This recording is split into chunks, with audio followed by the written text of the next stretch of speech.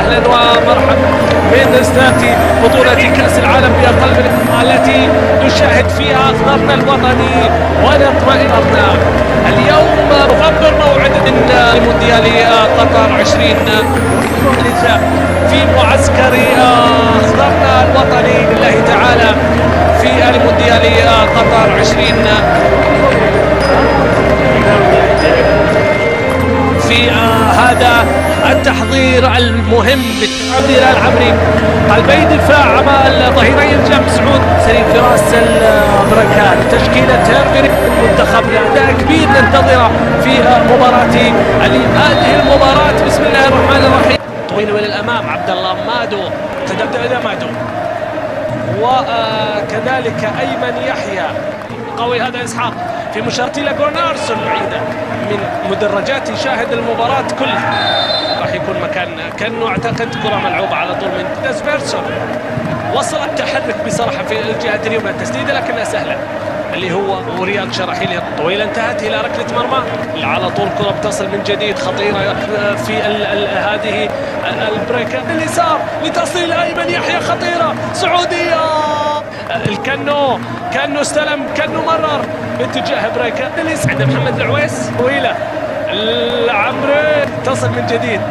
راح يكون هدف عالمي قبل العالميه. كره بتصل باتجاه سعود وصل شوف التغطيه من حسن تنبكتي وسقوط لكن خطا بالتاكيد انه يلام فيه بشكل كبير. حسن تنبكتي ترك كره ملعوبه طويله والى الامام باتجاه طويله خطير. شوف بالحاله شوف نيلسون كره ملعوبه طويله والى الامام بدون كوره منتخبنا يتحرك بشكل اليمنى فاتح الجبهه تمريره الله لكن فيها رايه رؤيه شكل منتخب. محمد العويس من حارس خطيره جدا لكن فيها رأسن جوناثان يونسون كره ملعوبه طويله الى الامام كبير نفس الكره لمصلحه ثورفالدسون كره طويله الى الامام خطيره بتعدي من دوران بتصل اللعب الى الجهه اليسرى سعوديه اللي هو محمد العويس كره ملعوبه طويله الى الامام جميله لكن واللي شارك ايضا في دوري الابطال سالم تسديده قويه بالمسافه كان قريب من التسجيل اخضرنا لكن وصلت الى سلمان عرضيه وكره جهه اليسرى خطيره الى الامام عبد ليست كثيره علنت عن هذا الامر لكن بعد كره بريك الكره بتصل القوة عبد الله العمري برافو عنه قبل المباراة بالقدم لمصلحة دامير طويلة من الأمام كرة المين وصلت إلى سالم المنتخب والكرة بعد كذا بتصل فيها حالة من عدم التفاهم ما بين قربها باليمنى الكرة لدى سالم عرضية جميلة باتجاه سعود عبد الحميد صلحها أداء أكبر كرة العرضية عبد الله المالكي انتظر الحركة داخل منطقة الجزاء عند فراس بريك الصورة محمد كنو اللي يظهر في بطولة كأس العالم اللقاء وبدءا من يونيو الماضي حينما عسكر فقتي لأخبارنا نحن نتكلم عن خطيرة بتعدي دوران استلام عرضية طويلة خطيرة بالراس من ظهير إلى ظهير السعودي عودي أول يا سلام تتقدم عن أول أهداف المنتخب السعودي اليمنى بحول الله تعالى يفي بالوعود من أمامينا الله سعود وكذلك أيمن يحيى قوي هذا إسحاق في مشابكة اليسار لتصل أيمن يحيى خطيرة سعودية نيلسون إسحاق ثورفالدسون كرة طويلة من الأمام خطيرة بتعدي من دوران عن هذا الأمر لكن بعد كرة بريك الكرة بتصل القوة عبد الله العمري برافو عنه قبل المباراة العرضية عبد الله المالكي انتظر الحركة داخل منطقة الجزاء عند فراس بريك لكن خطأ بالتأكيد انه يلام فيه بشكل كبير. حسن تنبكتي ترك كرة ملعوبة طويلة والى الامام باتجاه طويلة خطير شوف بالحالة شوف نيلسون كرة ملعوبة طويلة والى الامام بدون كرة منتخبنا يتحرك بشكل اليمنى فاتح الجبهة تمريرة الله لكن فيها راية رؤية شكل منتخب. محمد العويس من حارس خطيرة جدا لكن فيها رأسن جوناثان يونسون كرة ملعوبة طويلة من الأمام، تطوير نفس الكرة اللي مسحت ثورفالدسون، كرة طويلة من الأمام خطيرة بتعدي من دوران استقبالات كلها راح يكون مكان كأنه أعتقد كرة ملعوبة على طول من ديسبيرسون. وصل التحرك بصراحة في الجهة اليمنى، التسديدة لكنها سهلة اللي هو ورياض شراحيلي طويلة انتهت إلى ركلة مرمى. على طول كرة بتصل من جديد خطيرة في هذه البريكة اليسار لتصل الأيمن يحيى خطيرة سعودية. كأنه استلم كأنه مرر باتجاه بريكة عند محمد العويس طويلة العمري تصل من جديد، راح يكون هدف عالمي قبل العالمية. كرة بتصل باتجاه سعود، وصل شوف التقديم الحسن تنبكتي ولد وصول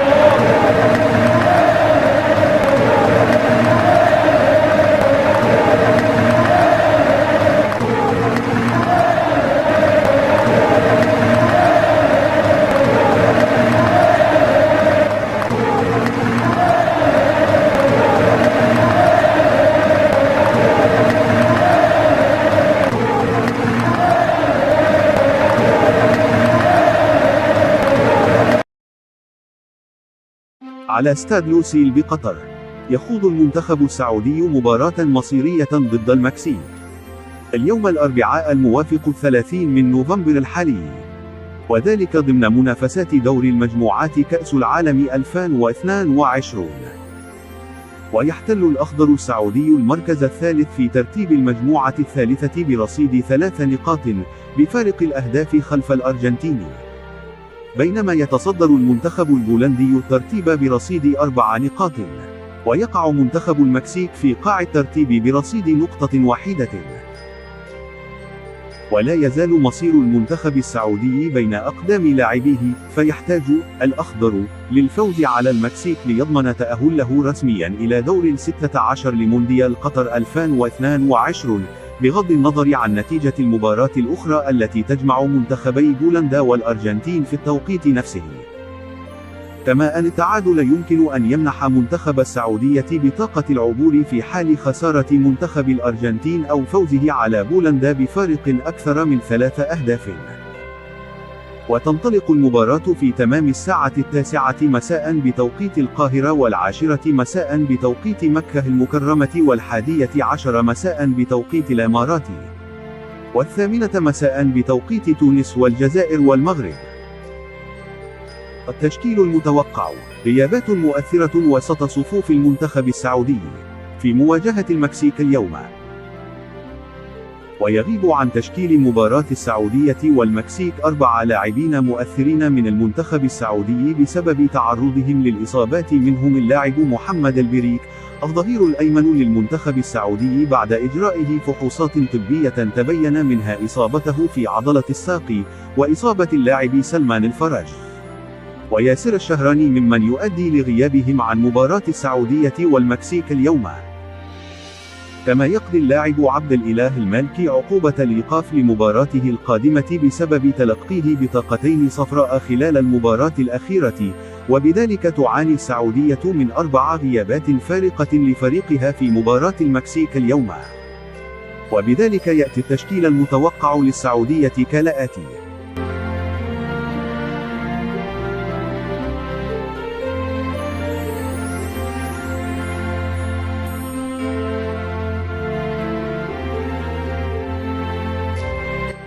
وفي المقابل يأتي تشكيل منتخب المكسيك كالآتي: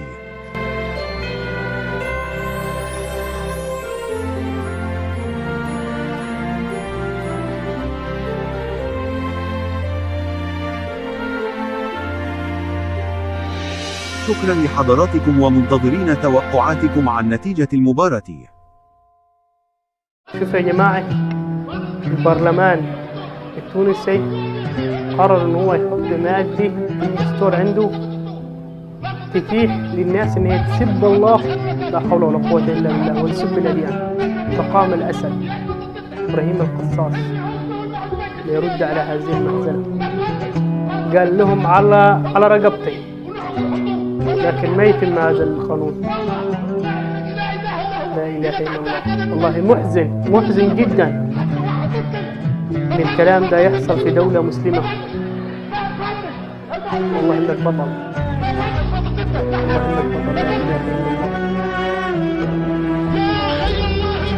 لا إله إلا الله، لا إله إلا الله. والله محزن يا جماعة، محزن نحن نشوف الحالات دي والأشياء دي في دولة مسلمة. صح والله إنك أسد.